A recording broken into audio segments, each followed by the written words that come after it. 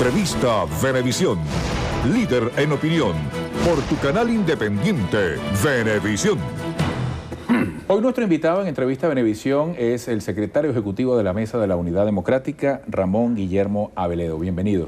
Encantado de estar aquí contigo, Eduardo. Muchas gracias. Igualmente para nosotros, cada vez más cerca, el 8 de diciembre, están pasando muchas cosas en el país. Interesante saber desde su análisis cómo se mantiene el foco en la importancia de esa fecha y sobre todo en la convocatoria, qué argumentación tiene el llamado a votar cuando vienen de impugnar, vienen de protestar y de desconocer prácticamente el triunfo de Nicolás Maduro el 14 de abril. Oye, pues, qué importante tu pregunta. En realidad, yo no diría desconocimiento. Hemos impugnado esa elección primero ante el Tribunal Supremo de Justicia y después, dada la respuesta a la delegación de justicia que nos hicieron, vamos a acudir, como ha anunciado Enrique Capriles, a instancias internacionales como están los tratados y convenios de Venezuela. Pero es muy interesante la pregunta relativa a participar o no en las elecciones. O sea, que la mayor parte de la gente es partidaria de participar. Y yo quisiera, ¿por dónde lo podemos hacer para que la gente lo vea? Aquí. Allá. Ajá, te voy explicando.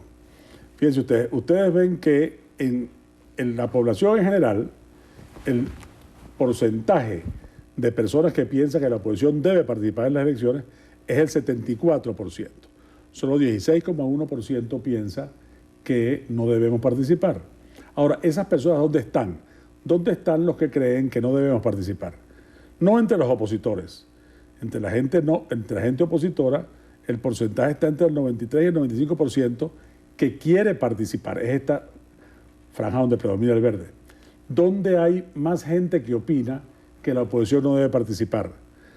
Aquí, entre los oficialistas más extremos, más radicales, donde 36,2% de ellos opina que no deberíamos participar. Es decir, no son los que quieren un cambio los que creen que no debemos participar, son aquellos a los que les gusta más este gobierno. Por eso, cuando alguien tenga duda, cuando alguien piense que por las trampas, que por el hecho de la impugnación no deberíamos ir, que se dé cuenta, primero, que está muy solo. En realidad, casi nadie piensa eso en el mundo de los votantes opositores.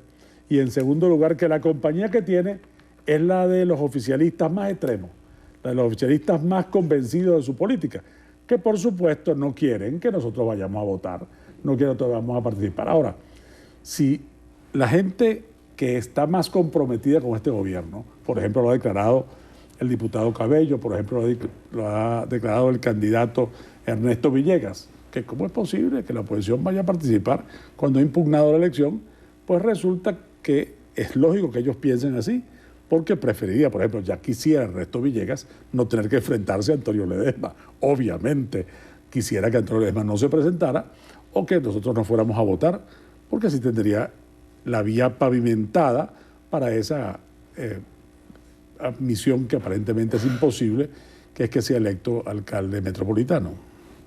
¿Hay manera de entender, 93% dijo, entre el sector de oposición a favor de votar? 93,7 y 95,6. Entre los moderados, 93,7.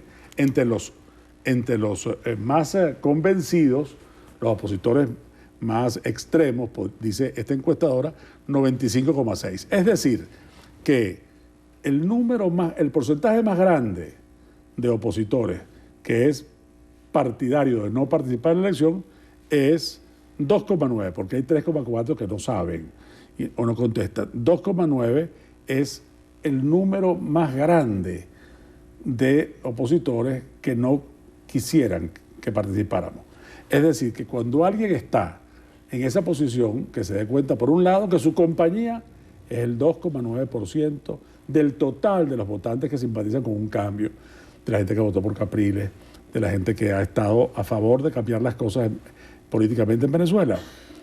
En cambio, tiene compañía en el 40% de los oficialistas más extremos, de la gente más partidaria de este gobierno. Allí sí, 4 de cada 10 preferirían que nosotros no participáramos en la elección. ¿Y se puede leer en este estudio cuáles son las motivaciones? Es decir, voy a votar con una idea plebiscitaria, si se quiere, a favor o en contra de... voy a votar con una idea de carácter nacional, porque ese ha sido otro de los análisis al respecto, ¿no? La lista de de motivaciones es variada y eso también lo hemos estudiado mucho. Hay una motivación primera, es mi visión de cómo está funcionando el gobierno aquí en mi municipio. Eso la gente lo repite mucho. Si hay esa conciencia de la proximidad. No, la gente repite mucho. Lo repite mucho y es muy crítica. Es muy crítica, muy exigente en su municipio. Eso es un dato importante.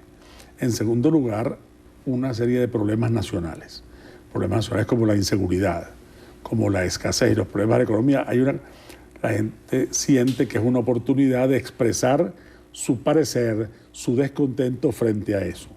Eso es otro aspecto. Y ese tendría un contenido de ese que llaman plebiscitario o referendario, es decir, un contenido que es un juicio a la labor de este gobierno. Otra motivación, otra línea de motivaciones es, oye, vamos a demostrar qué fue lo que pasó el día 14 de abril.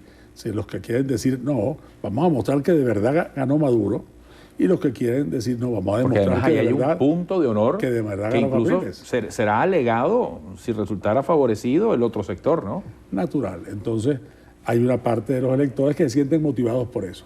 Ahora es muy interesante que después de tanto tiempo insistiéndose desde el poder en una nacionalización de la política, en una cosa en la cual todo sirve o no sirve en función de su apoyo a la revolución, todavía tantos ciudadanos piensen que la descentralización, piensen que su gobierno municipal y cómo lo ha hecho es importante su decisión.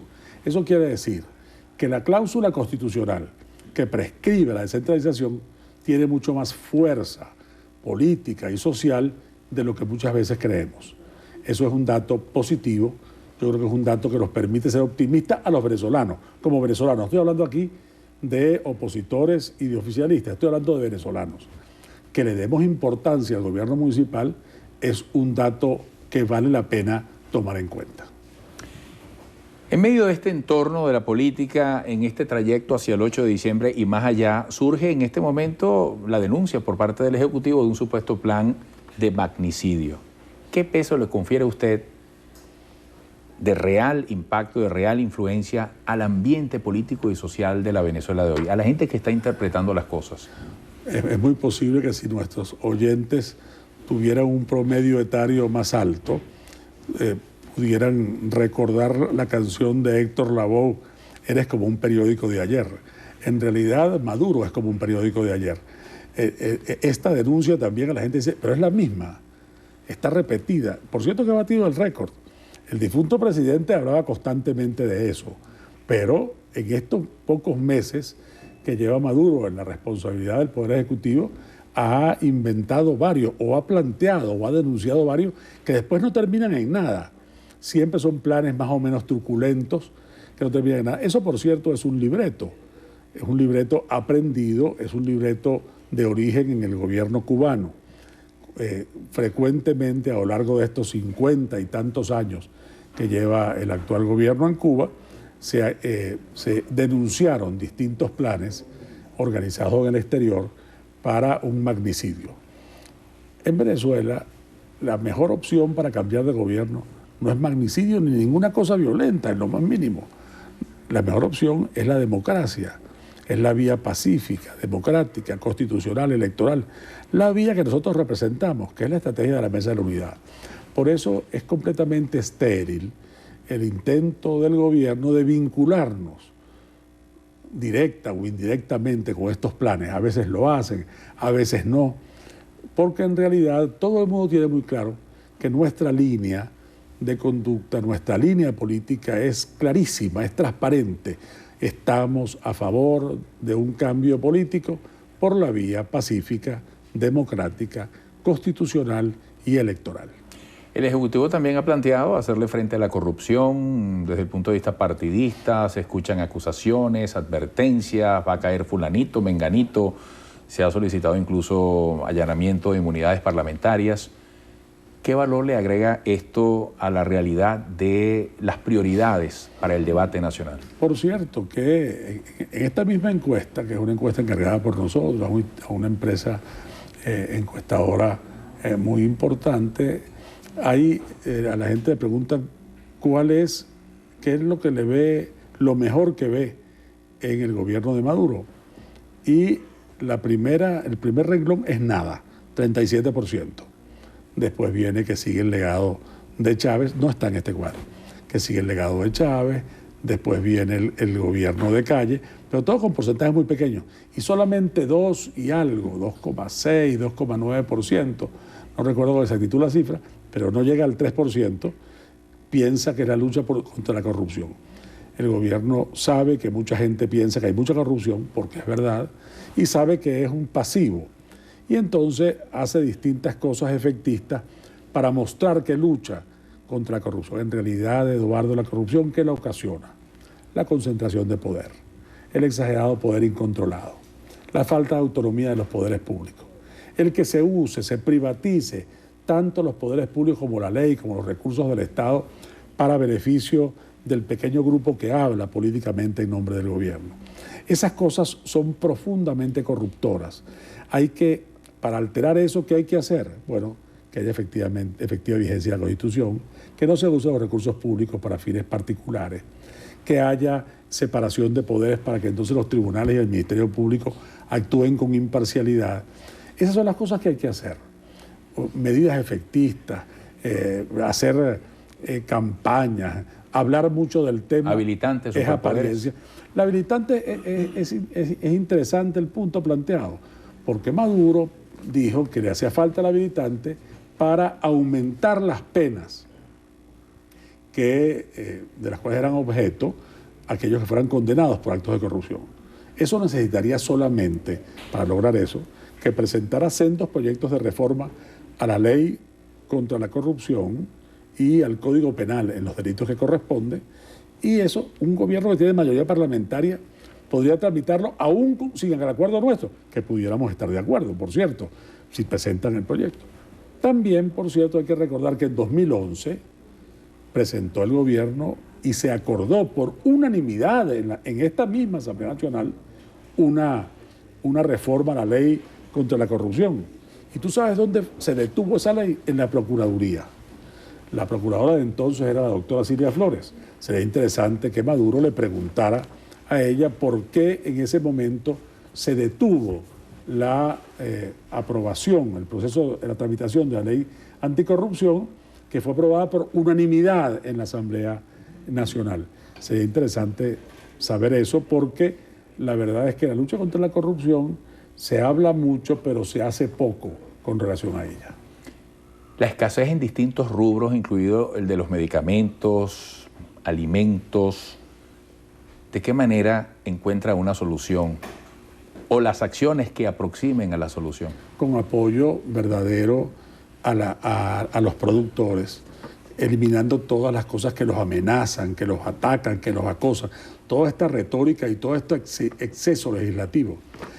Mucha gente nos ve en toda Venezuela y ellos saben, por ejemplo, que los fines de semana, Eduardo, en los automercados de Caracas, viene gente de todo el país a buscar alimentos que no se consiguen en las regiones o que se consiguen muy caros, o medicinas, que los que tenemos familiares en Barquisimeto, como en mi caso, pero mi esposa lo tiene en el oriente del país, sabemos que nos llaman para pedirnos que consigamos tal medicamento o que compremos tal o cual cosa, como harina de maíz, como papel toalé, como leche de larga duración, que no se consigue en muchos sitios del país. ¿Qué ha pasado? Que esas cosas están ocurriendo. El gobierno da una respuesta policial y dice, esa especulación, ese acaparamiento, vamos a cerrar los locales donde pasa eso. Y no se da cuenta que esta escasez es hija de sus políticas. Hay más escasez de productos porque se está produciendo menos en el país. Hay más escasez de productos porque hay todo este tema con el control de las divisas y con las dificultades para que las divisas lleguen a tiempo a la gente que produce o a la gente que adquiere. Estas cosas hay que corregirlas en el fondo y el gobierno haría bien conversando con todo el mundo, con todos los sectores venezolanos, para buscar soluciones de verdad a estos problemas. Gracias por esta conversación. Hasta pronto. No, muchas gracias a ustedes por la invitación. Ramón Guillermo Aveledo, secretario ejecutivo de la Mesa de la Unidad Democrática, hoy en Entrevista a Venevisión.